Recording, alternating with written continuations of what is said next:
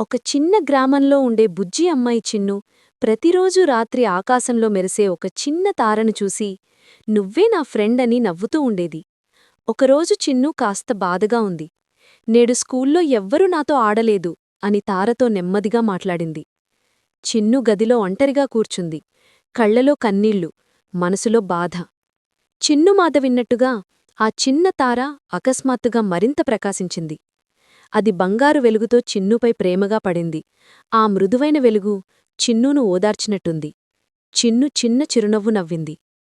నీవు ఒంటరిగా లేవు చిన్నూ, నీతో నేనున్నాను అని తార చెప్పినట్టే చిన్నులో ధైర్యం తిరిగి వచ్చింది.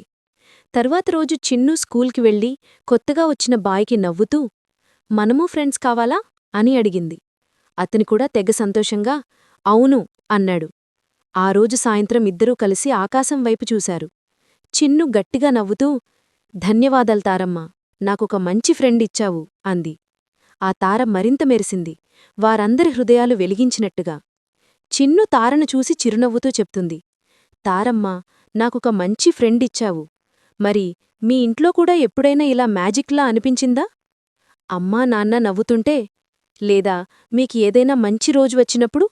ఆ క్షణం కూడా మ్యాజిక్లానే కదా?